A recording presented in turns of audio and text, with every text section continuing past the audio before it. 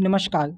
जैसा कि हम जानते हैं कि अब आपके साइंस के पेपर में ज़्यादा समय नहीं रह गया है और ऐसे बहुत से कैंडिडेट्स हैं जिन्होंने पूरे साल कुछ नहीं पढ़ा है और वह चाहते हैं कि वह इस बार पेपर में अच्छे नंबर हासिल करें। तो अब उन सभी कैंडिडेट्स को ध्यान में रखते हुए हम कुछ ऐसी स्ट्रेटजी आपको बताने वाले हैं कि अगर आप इतना भी पढ़ लेते हैं और इस तरीके से पेपर को अटैम्प्ट करते हैं तो आप जो हैं अच्छे नंबर इस बार पेपर में हासिल कर सकते हैं। वह कैंडिडेट जो पूरे साल भर अच्छी तरीके से पढ़ते आ रहे हैं, जिनके कॉन्सेप्ट क्लियर हैं, वह जो है अपने वह भी ये वीडियो देख सकते हैं, क्योंकि उनके लिए भी इस वीडियो में हम कुछ ऐसी स्ट्रेटजी बताएंगे जिससे वह भी लाभान्वित महसूस कर सकते हैं। और इसके अंदर हम ना सिर्फ आपको स्ट्रेटजी बताने वाले हैं बल्कि आपके सामने हम आपकी साइंस चैप्टर के पूरी तरीके से पेपर का एनालिसिस भी करने वाले हैं कि कहाँ से कितने प्रश्न पूछे जा सकते हैं और किस चैप्टर से आपको क्या क्या पढ़ना है आखिरी समय पर। तो ये वीडियो काफ़ी व्यापक तौर पर आपके सभी डाउट्स क्लियर करने के लिए है। आपसे रिक्वेस्ट रहेगा कि आप चाहें तो ये वीडियो हमारे साथ अंत तक देख सकते हैं। सबसे पहले अब हम बात करते हैं क्लास 10th साइंस के पेपर को लेकर। ज़्यादा समय नहीं है और सबसे पहले उन स्टूडेंट्स की बात जिन्होंने काफ़ी कम पढ़ाई की है, उन सभी स्टूडेंट्स से कहना चाहेंगे, देखिए आपको सबसे पहले इस मार्किंग स्कीम को समझना है। देखिए आपका जो केमिस्ट्री से है वहाँ से 25 प्रश्न पूछे जाएंगे, उसी प्रकार से बायोलॉजी से 25 प्रश्न पूछे जाएंगे, उसके बाद फिजिक्स से भी यहाँ पर 25 प्रश्न पूछे जाने वाले हैं और नेचुरल रिसोर्सेज से 5 नंबर पूछे जाएंगे। और आपको जो है 80 में से मैक्सिमम नंबर लाने हैं। तो आपको किन टॉपिक्स पर अच्छी तरीके से पकड़ बनानी है आपको ये देखना है। देखिए सबसे पहले टॉपिक पढ़ना तो हो गई, पढ़ना तो आवश्यक है ही, उस पर आने से पहले किस तरीके से आपको पेपर को अटेम्प्ट करना है। देखिए आपके पेपर में कुछ MCQ प्रश्न पूछे जाएंगे, यानी MCQ प्रश्न। तो आपको जो है MCQ प्रश्न को कोशिश करनी है कि MCQ प्रश्न आपके सही साबित हो। तो उसके लिए आपको जो है प्रश्नों के लिए अपने कॉन्सेप्ट को क्लियर करना है। तो हम आपको वह टॉपिक भी बताएंगे यहाँ से कि MCQ के प्रश्न यहाँ से पूछे जाने वाले हैं, तो उसके लिए भी तैयारी करते हैं। यानी MCQ पर ज़्यादा फोकस रखना है, किस तरीके से आपको सही करना है, आपको लग रहा है कि ये प्रश्न सही है और कोशिश करिए कि MCQ आपको ज़्यादा से ज़्यादा सही करना है। अब हम बात करते हैं किस तरीके से पेपर को अटैम्प्ट करना है। देखिए पेपर के लिए जो है आप 2 पेन लेके जाइएगा, यानी एक तरीके से आपका एक ब्लू पेन और एक आपका रेड ब्लैक पेन, ये 2 पेन जरूर लेके जाइएगा। और इसके साथ साथ आप अपना स्केल भी एग्ज़ाम सेंटर पे लेके जाइएगा। इसके अलावा आप जानते हैं कि आपको पेंसिल और रबड़, वह तो आपका जो डायग्राम है वह उसके लिए काम आएगा। इन सभी चीज़ों को आपको लेके जाना है। इससे आपका क्या फ़ायदा होगा, जो भी आपकी हेडिंग होगी पेपर की, अगर आपको पेपर में अच्छे मार्क्स लाने हैं, एग्जामिनर जो है आपका पेपर को किस तरीके से आप रिप्रेजेंट करते हैं वह भी देखता है। यानी आपके कॉन्सेप्ट चाहे कैसे भी हों, लेकिन अगर आप पेपर को अच्छी तरीके से रिप्रेजेंट नहीं करते हैं तो आपको कम नंबर मिलते हैं। तो यह बात आपको टॉपर्स को भी ध्यान देनी है कि एग्ज़ाम को किस तरीके से रिप्रेजेंट करना है, किस तरीके से लिखना है, यह आपको अच्छी तरीके से ध्यान में रखना है। यानी ब्लैक पेन से आपको हेडिंग लिखनी है अच्छी तरीके से और कोशिश करना है, और ब्लू पेन से उसका आंसर लिखना है। उसके बाद आपको कोशिश करना है कि आप जो है अपने आंसर में डायग्राम का उपयोग करें। यानी एक तरीके से यानी आपका जो फिगर आ रहे हैं, फिगर वाले प्रश्न हैं, उनमें आपको डायग्राम अच्छी तरीके से बनाना है। और हम आपको बता भी देंगे कि किस तरीके के डायग्राम आपसे पेपर में पूछे जाने वाले हैं, तो आप उसकी प्रिपरेशन यहाँ से भी करके जाइएगा। देखिए फिगर आपको अच्छी तरीके से बनाना है, पहली चीज़। उसके बाद जो है आपको जो है आंसर पॉइंट्स में लिखना है। यानी एक तरीके से आपको ऐसा नहीं है कि पूरी कहानी लिख दी आपने, पॉइंट्स में आपको आंसर लिखना है। और पॉइंट्स जो है आपके ज़्यादा से ज़्यादा 1 या 2 लाइन के होने चाहिए, और यह है महत्वपूर्ण चीज़। उसके बाद आपको कुछ फॉर्मूले जो हैं अच्छी तरीके से रट कर जाने हैं, जिन्हें अगर आपको लगे कि इनमें से आए तो आप भले प्रश्न को अटेम्प्ट न करें, लेकिन उन फॉर्मूलों को वहाँ पर लिख दें। इससे आपका क्या फ़ायदा होगा कि आप जो है वहाँ पर एक्चुअल में आप किस तरीके से पेपर को रिप्रेजेंट कर रहे हैं, उससे आपको अधिक नंबर मिलने की संभावना है। अब आपको हम दिखाते हैं कि कहाँ से आपको क्या क्या पढ़ना है। केमिस्ट्री के फर्स्ट चैप्टर से अभी भी आपके पास इतना समय है कि अगर आप इन 3 टॉपिक्स को अच्छी तरीके से कर लेते हैं तो आपको कोई परेशानी नहीं होगी। और आपको किस तरीके से टॉपिक को करना है, आपकी बुक में है, आप डायरेक्ट भी आप जाइए, आपके पास अगर मोबाइल है, आप ये वीडियो देख रहे हैं, आप जाइए गूगल पर जाइए और वहाँ पर डायरेक्ट सर्च कीजिए balanced chemical equation class 10th, इस तरीके से। और यहाँ पर चाहें तो आप जो है वीडियो देख सकते हैं, यूट्यूब की सहायता ले सकते हैं। कई ऐसे यूट्यूबर हैं जिन्होंने काफ़ी आसान तरीके से और कम समय में बैलेंस्ड केमिकल करना बताया, तो आप वहाँ से कर सकते हैं। इसी प्रकार से एंडोथर्मिक, एक्सोथर्मिक, यहाँ पर देखिए इन टॉपिक को हम बता रहे हैं कि कहाँ से आपको क्या करना है। एंडोथर्मिक और एक्सोथर्मिक, यहाँ पर आप डेफिनेशन के लिए डायरेक्टली अपनी NCERT का सहारा ले सकते हैं, और वहाँ पर भी अगर आपको चीज़ें नहीं मिलती है तो Google is the best way.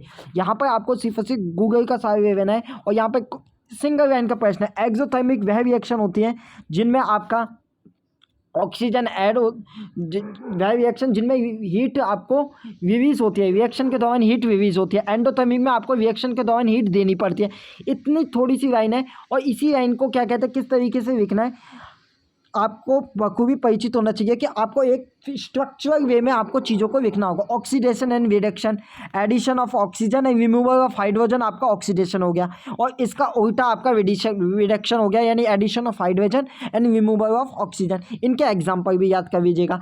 इसी प्रकार से आप जो है एसिड, बेस और साल्ट में ये सभी याद कर लीजिए। यानी आप जो यहाँ पे ये देख रहे हैं आपका यूजेज ऑफ सोडियम हाइड्रोक्साइड, अब इतने भी आप 10वीं तक पहुँचे तो आप बहुत ही समझदार व्यक्तित्व होंगे, हम आशा करते हैं। इसलिए आपको ये परेशानी नहीं होगी। सोडियम हाइड्रोक्साइड का फॉर्मूला क्या होता है, NaOH होता है। कहाँ कहाँ इसका यूज़ किया जाता है, एक तरीके से आप इसको अच्छी तरीके से कर सकते हैं। ब्लीचिंग पाउडर का फॉर्मूला क्या होता है, CaOCl2, इसको अच्छी तरीके से याद कर सकते हैं। बेकिंग सोडा का फॉर्मूला क्या होता है, washing soda. Plaster of Paris बहुत अच्छी तरीके से अच्छी एक तरीके से करके जाएगा।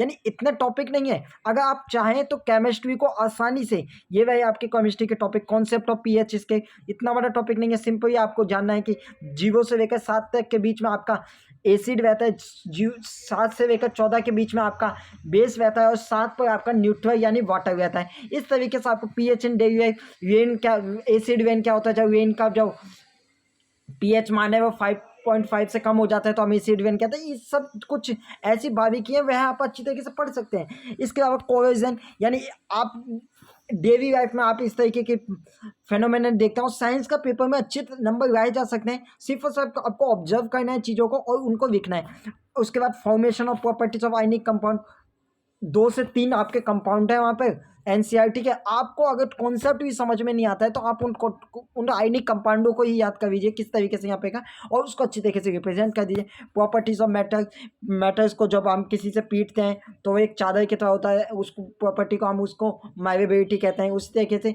जब मैटर को हम खींचते हैं तो वो एक तार की तरह परिवर्तित हो जाता है, तो उसको हम डक्टिविटी कहते हैं। इसी प्रकार से मैटर पे जब जाते हैं तो एक स्पेशल काइंड ऑफ साउंड जो है प्रोड्यूस होता है, उसको हम सोनोवस कहते हैं। तो इस तरीके से आप इनको याद कर सकते हैं। Basic properties of meteorology chapter 4 जो है काफ़ी टफ है, उसको ये आपको यही कहेंगे कि आप जो है देखिए यहाँ पे कार्बन से रिलेटेड प्रश्न पूछा जाता है। वहाँ पे पूछा जाता है कार्बन इतना ज़्यादा क्यों पाया जाता है, तो उसमें टेट्रावैलेंसी और कैटिनेशन 2 प्रॉपर्टी हैं, उनको डायरेक्टली आप लिख सकते हैं।